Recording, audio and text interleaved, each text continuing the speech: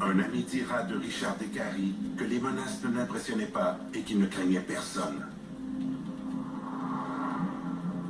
Croyant qu'il allait avoir des ennuis avec des gens du milieu, des enquêteurs de la Sûreté du Québec vont tenter de l'aider. Ils lui indiquent où se procurer un gilet pare-balles. Ils lui apprennent aussi comment inspecter sa voiture avant d'y monter pour vérifier si elle n'est pas piégée.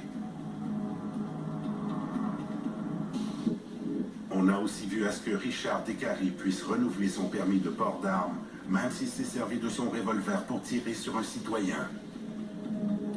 On croit qu'il a agi en légitime défense. Depuis cet incident, les semaines, puis les mois ont passé sans qu'il ne soit de nouveau inquiété.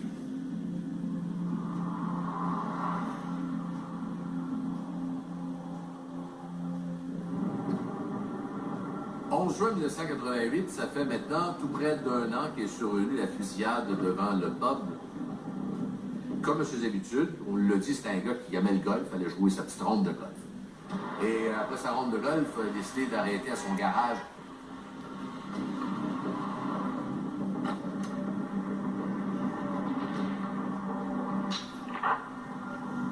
Finalement, il y a une maison mobile, lui, pas loin de son garage. Des fois, il passait la nuit là. Et a décidé de changer ses souliers parce qu'il y a ses souliers de golf, puis ils sont pleins de terre. Entre dans sa maison mobile. Au moment où il est dans sa maison mobile, il entend une voiture qui arrive en trombe.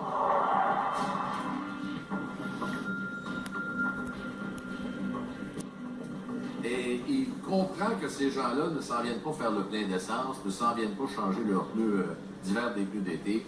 Alors, tout de suite, il appelle la police. Et là, il leur dit, écoutez, vite, envoyez des renforts, vous savez, à la station-service. C'est une question de vue de bord, ça presse. Pendant que les deux tueurs se rendent vers la maison mobile où se terre ce dernier, le troisième reste avec le pompiste, puis le regarde, puis il dit, oh, on va avoir un nouveau boss avec, et celui-là, on va l'enterrer.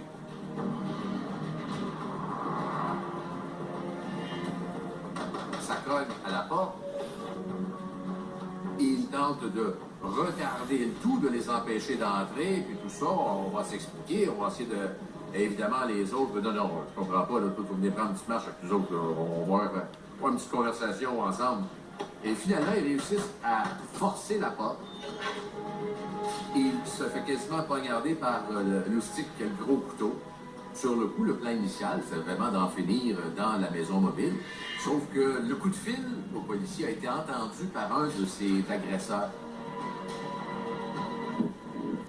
Là, il y en a un des deux qui s'est objecté et qui a dit, écoute, on ne peut pas faire ça ici. La police va arriver. Alors, le plan le plus logique, c'était de quitter les lieux et aller l'éliminer loin là, de la présence éventuelle des policiers.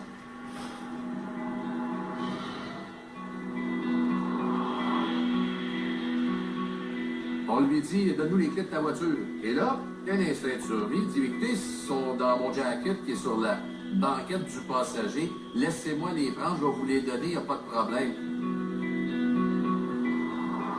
Arrivé à la hauteur de la voiture, les truands ordonnent à Richard Descaries de récupérer ses clés.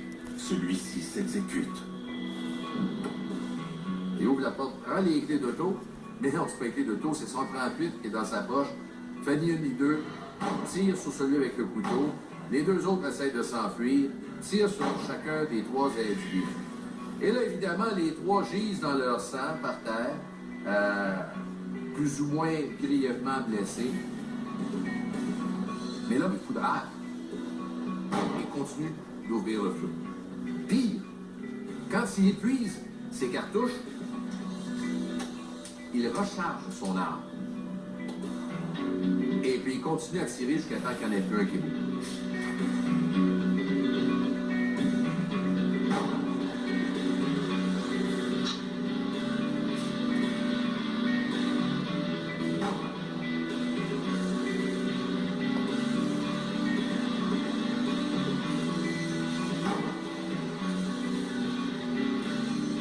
Après ça, il attend les policiers.